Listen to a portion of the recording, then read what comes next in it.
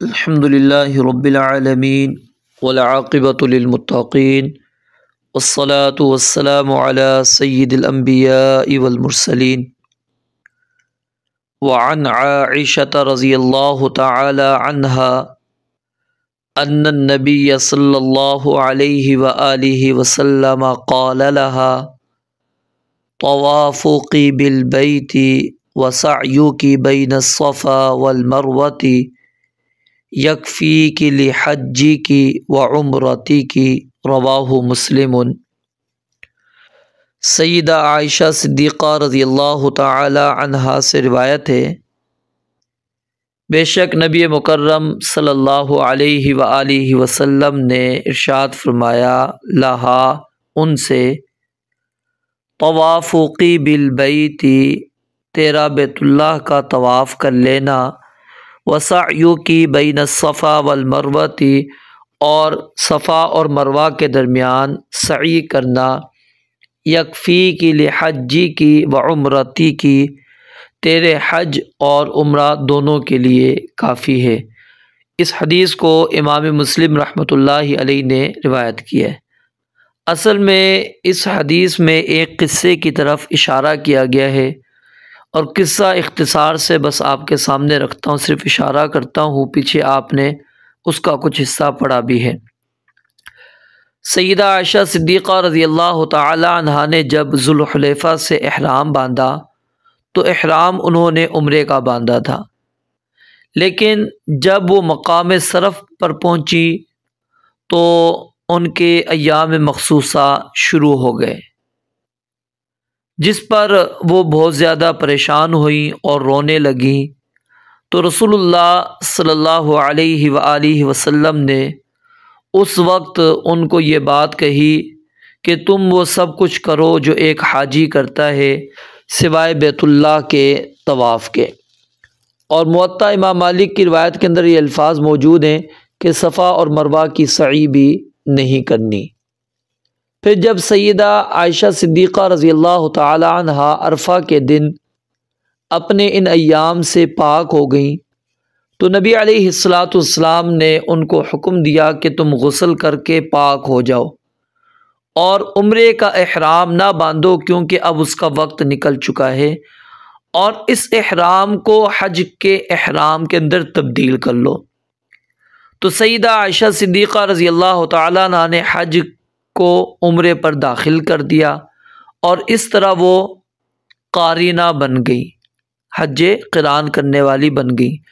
پھر جب سیدہ عائشہ رضی اللہ تعالی عنہا بیت اللہ کا طواف اور صفا اور مروہ کی سعی کر چکی تو انہوں نے نبی مکرم صلی اللہ علیہ وسلم سے رہ جانے والے عمرے کو ادا کرنے کی گزارش کی، تو اس پر نبی مکرم علیہ السلام نے یہ بات فرمائی کہ طوافک بالبیت وسعیک بین الصفا والمروہ یکفیک لحجک وعمرتک، کہ یہ تمہارے لیے کیا ہے، کافی ہو چکا ہے، تمہیں دوبارہ عمرہ ادا کرنے کی ضرورت نہیں۔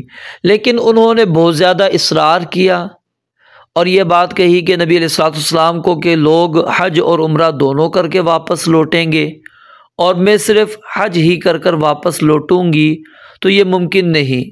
تو آپ علیہ السلام کیونکہ سیدہ عائشہ صدیقہ رضی اللہ تعالی عنہا سے محبت کیا کرتے تھے، تو آپ نے ان کی دلجوئی کے لیے عمرہ کرنے کی اجازت دے دی۔ پھر آپ نے سیدہ عائشہ رضی اللہ تعالی عنہا کو ان کے بھائی کے ساتھ تنعیم کے مقام پر بھیجا، اور آپ نے فرمایا وہاں سے احرام باندھ کر آؤ اور آ کر عمرہ کر لو۔ تو اس حدیث مبارکہ سے جو مسائل ثابت ہوتے ہیں وہ کیا ہے کہ قارن جو ہے اس کے لیے صرف ایک ہی طواف اور ایک ہی سعی یہ کافی ہے، ٹھیک ہے۔ اور اس حدیث مبارکہ سے یہ مسئلہ بھی ثابت ہو گیا کہ طواف بیت اللہ اور صفا مروہ کی سعی جو حائضہ پر سے وقتی طور پر ساقط ہو گئی تھی، یہ کلی طور پر ساقط نہیں ہوتی، بلکہ وہ حیض کے ایام ختم ہونے کے بعد جس طرح نبی علیہ الصلوۃ والسلام نے سیدہ عائشہ رضی اللہ تعالیٰ عنہا کو طواف اور سعی کرنے کا حکم دیا تھا، تو اس سے یہی بات ثابت ہوتی ہے کہ وہ حائضہ پر سے ساقط نہیں ہوتی۔ اور یہاں سے یہ بات بھی معلوم ہوئی کہ سعی بھی جو ہے رکن ہے، کیونکہ نبی علیہ الصلوۃ والسلام نے اس کو طواف بیت اللہ کے ساتھ ملا کر ذکر کیا، اور یہ اس بات کی دلیل ہے کہ حج کے دوران صفا مروہ کی سعی کرنا بھی لازم ہے۔ قارنہ کے ذمے 2 طواف اور 2 سعیاں واجب نہیں ہیں، اور جب 2 عبادتیں ایک ہی جنس کی ہوں تو عبادت صغریٰ کو عبادت کبریٰ میں ضم کیا جا سکتا ہے۔ اس کی دلیل حدیث کے یہ الفاظ ہیں کہ تیرا بیت اللہ کا طواف اور صفا مروہ کی سعی تیرے حج اور عمرے کے لیے کافی ہیں۔ اور نبی علیہ الصلوۃ والسلام کا اس واقعے سے یہ بات ثابت ہوتی ہے کہ اپنے گھر والوں کے ساتھ آپ کا حسن خلق، آپ کتنا ان کا خیال کیا کرتے تھے، کتنا آپ ان سے محبت اور پیار کیا کرتے تھے، کہ سیدہ عائشہ صدیقہ رضی اللہ تعالیٰ عنہا کی دل جوئی کے لیے آپ علیہ الصلوۃ والسلام نے ان کو عمرے کی اجازت دے دی، اگرچہ وہ اس کے لیے کافی ہو چکا تھا، لیکن پھر بھی جب انہوں نے کہا میں کرنا چاہتی ہوں تو انہوں نے نبی علیہ الصلوۃ والسلام نے اجازت دے دی۔ تو جمہور علماء جن میں امام شافعی، امام احمد اور امام مالک رحمۃ اللہ علیہ ہیں، ان کے نزدیک جو بندہ قارن ہوتا ہے اس کے لیے ایک طواف اور ایک سعی ہی کافی ہے، لیکن امام ابو حنیفہ رحمۃ اللہ علیہ وہ کہتے ہیں کہ قارن پر بھی 2 طواف اور 2 سعی لازم ہیں، اور امام ابو حنیفہ اور جو ان کے ہمرائے حضرات ہیں ان کی دلیل سیدنا علی رضی اللہ تعالیٰ عنہ اور سیدنا عبداللہ بن مسعود رضی اللہ تعالیٰ عنہ سے مروی روایات ہیں، لیکن وہ روایات ضعیف ہیں اور صحیح احادیث کے مقابلے میں کچھ حیثیت نہیں رکھتی۔ حافظ ابن حجر رحمۃ اللہ علیہ نے بھی ان کو ضعیف قرار دیا ہے۔ اسی طرح امام ابن حزم، نواب صدیق حسن خان، علامہ عبد الرحمن مبارک پوری، شیخ عبداللہ بسام نے بھی جمہور کے موقف کو ہی راجح قرار دیا ہے۔ وعن ابن عباس رضی اللہ تعالی عنہما ان النبی صلی اللہ علیہ وآلہ وسلم لم يرمل في السبع الذي افاض فيه رواه الخمسة الا الترمذی وصححہ الحاکم۔ سیدنا عبداللہ ابن عباس رضی اللہ تعالی عنہما سے روایت ہے ان النبی صلی اللہ علیہ وآلہ وسلم، بے شک نبی مکرم صلی اللہ علیہ وآلہ وسلم، لم یرمل، آپ رمل نہیں کیا آپ نے، فی السبع الذی افاض فیہ، ان 7 چکروں میں جو طواف افاضہ تھا، یعنی طواف افاضہ کے 7 چکروں میں آپ نے رمل نہیں کیا۔ اس حدیث کو ائمہ خمسہ نے امام ترمذی کے علاوہ روایت کیا ہے، اور امام حاکم رحمۃ اللہ علیہ نے اس حدیث کو صحیح قرار دیا ہے۔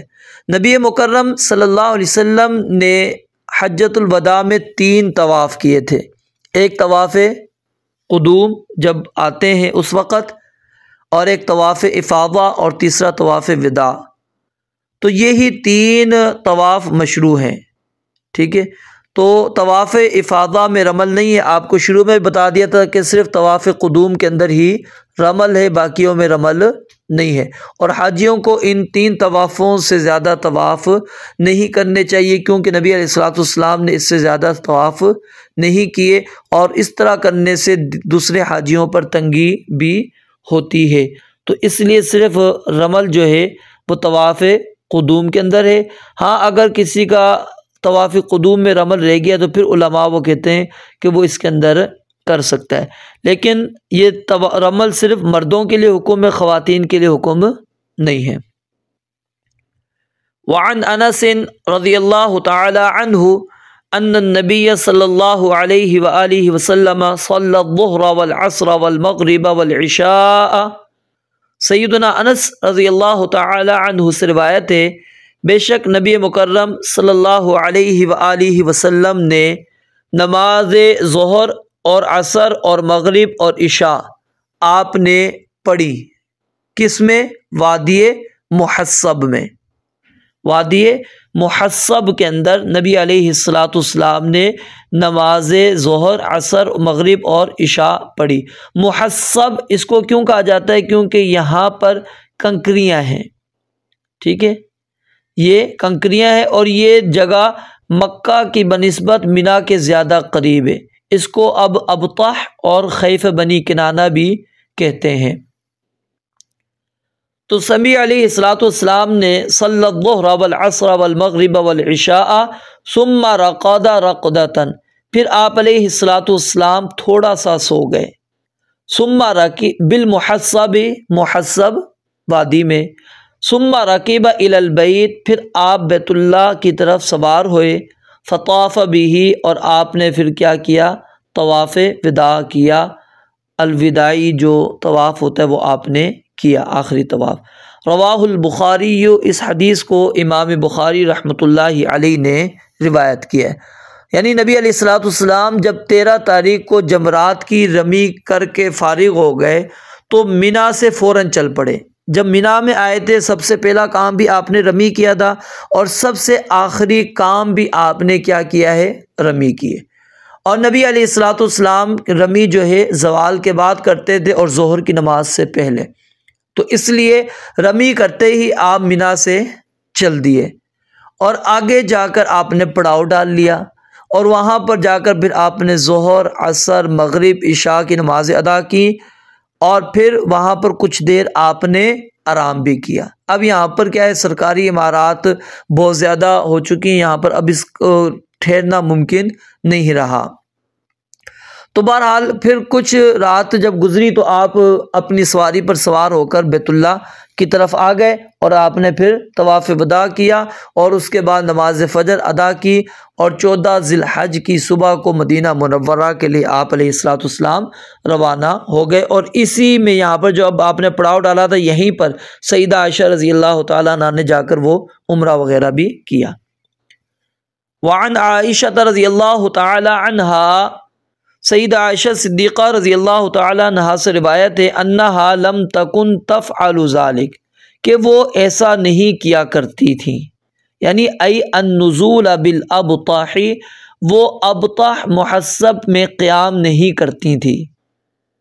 وتقول، اور کہا کرتی تھی، انما نزلہ رسول اللہ صلی اللہ علیہ وسلم، کہ صرف اس مقام پر نبی مکرم علیہ السلام اترے ہیں، لأنہ کان منزلا اسمح لخروجہ، کیونکہ یہ آپ کے نکلنے کے لحاظ سے آسانی اور سہولت والی جگہ تھی، اس لیے آپ نے یہاں پر آ کر صرف قیام کیا، وگرنہ نبی علیہ السلام نے بطور تعبد یہاں پر قیام نہیں کیا۔ یہ سیدہ عائشہ صدیقہ رضی اللہ تعالی عنہا کی رائے ہے، اور یہ حدیث امام ابن حجر رحمۃ اللہ علیہ نے سیدنا انس رضی اللہ تعالیٰ عنہ کی روایت کے بعد لا کر یہی چیز بیان کر دیا کہ یہاں پر اترنا امر تعبدی نہیں تھا، بلکہ آپ علیہ السلام یہاں پر اس لیے اترے تھے کہ یہاں سے نکلنا آپ کے لیے آسان ہے۔ اور پھر دوسری بات کہ نبی علیہ السلام دن کے شروع میں سفر پہ نکلنے کو پسند کیا کرتے تھے، تو ظاہر ہے اب آپ مینا سے ظہر سے قبل فارغ ہو گئے تو مدینہ کی طرف دن کے شروع میں جب عازم سفر ہونا تھا تو اس کے لیے بہترین جگہ یہی تھی کہ آپ یہیں پر رہ کر تھوڑا سا انتظار کریں اور اس کے بعد آپ صبح کے وقت وہاں سے نکل جائیں۔ تو اسی بات کو سیدہ عائشہ رضی اللہ تعالیٰ عنہا نے بیان کی کہ بطور عبادت نبی علیہ السلام نے یہاں پر نزول نہیں کیا تھا، بلکہ آپ اس لیے ٹھہرے تھے تاکہ نکلنا یہاں سے آسان ہو۔ اور کچھ علماء وہ کہتے ہیں کہ یہاں پر قیام کرنا سنت ہے، سنت قرار دینے کی ان کے پاس دلیل تو بہرحال کوئی نہیں ہے، صرف یہی ہے کہ نبی علیہ السلام نے یہاں پر قیام کیا ہے، ٹھیک ہے۔ تو بہرحال یہ اگر کوئی بندہ رکنا چاہے تو رک بھی سکتا ہے۔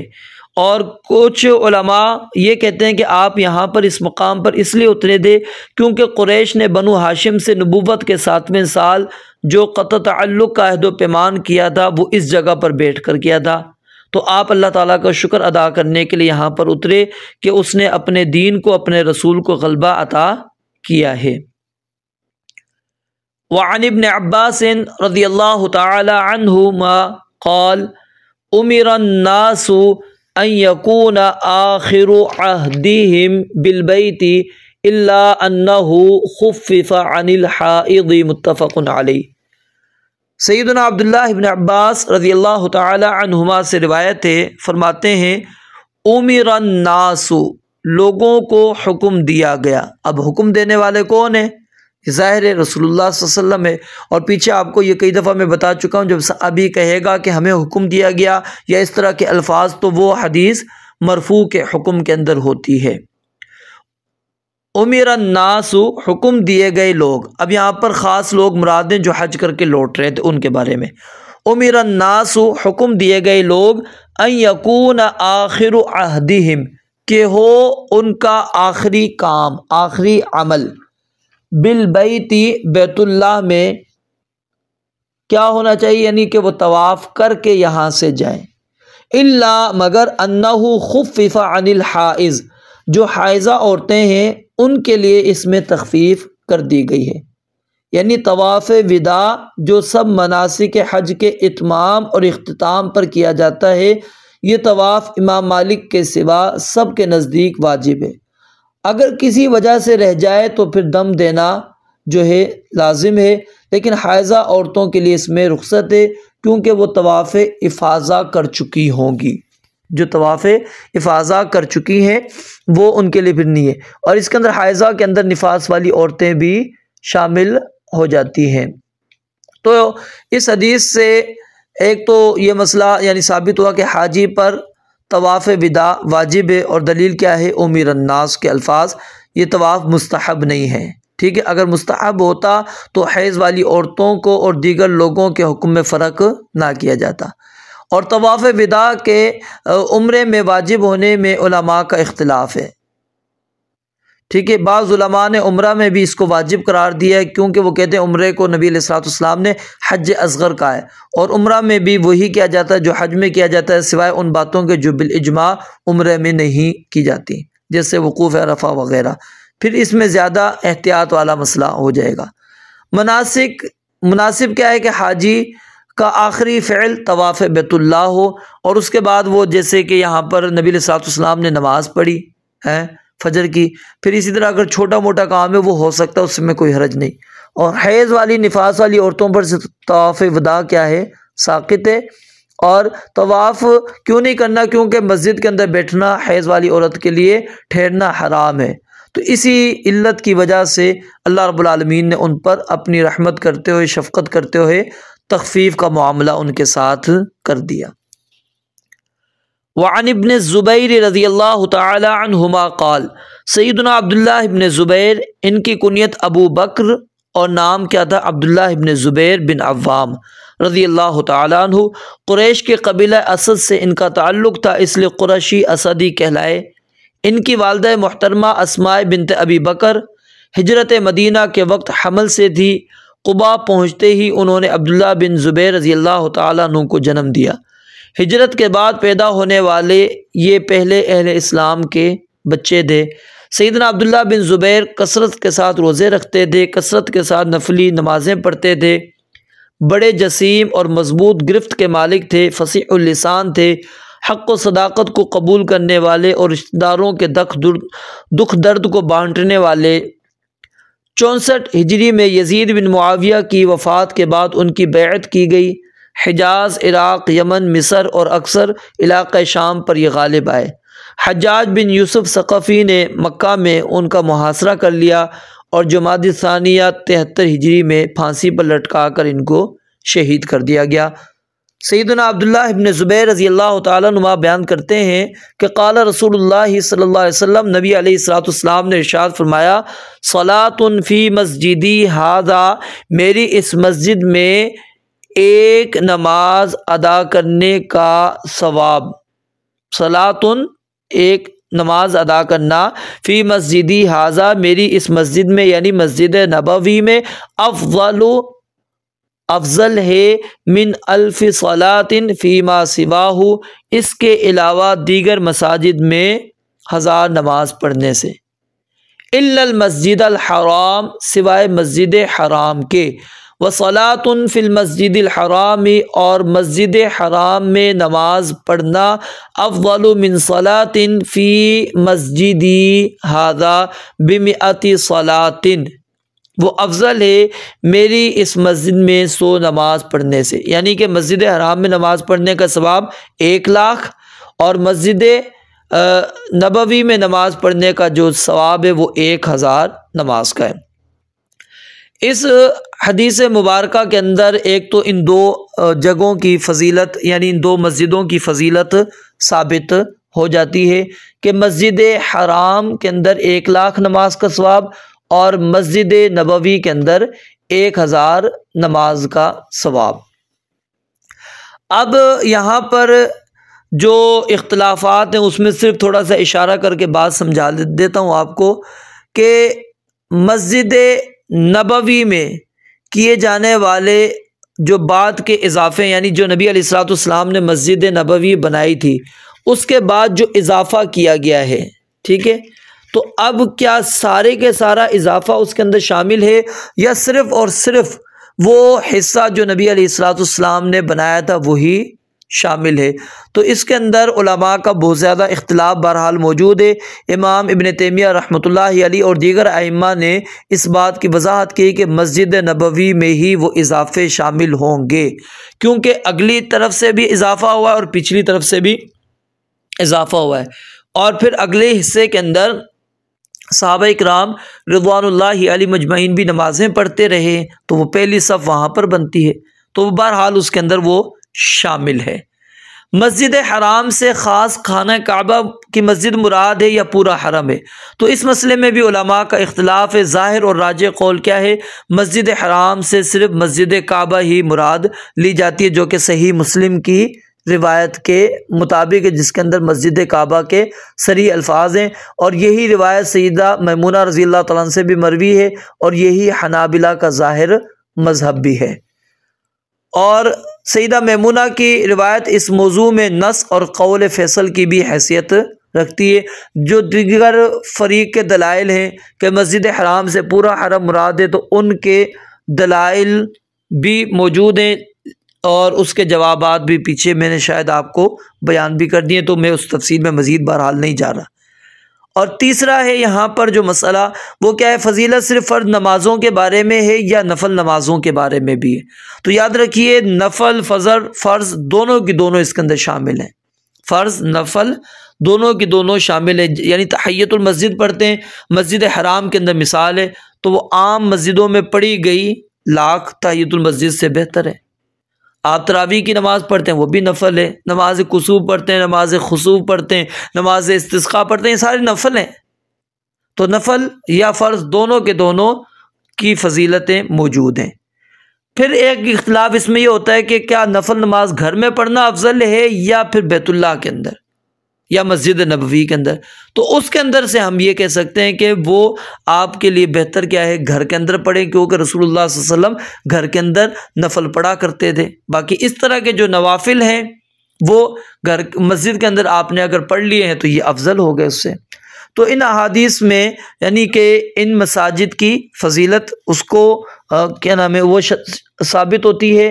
پھر اسی طرح اس کے اندر آپ کو جو چیز یعنی اس حدیث مبارکہ کو یہاں پر لانے کا مقصود جو ہے امام ابن حجر رحمۃ اللہ علیہ کا وہ یہی ہے کہ بندہ سفر وغیرہ کا جو رخت باندھے وہ یہاں پر باندھے، اور جب وہ ان جگہوں پر جائے تو اس کو چاہیے کہ وہ اپنی زیادہ نمازیں جو ہے وہ ان جگہوں پر جا کر ادا کرے۔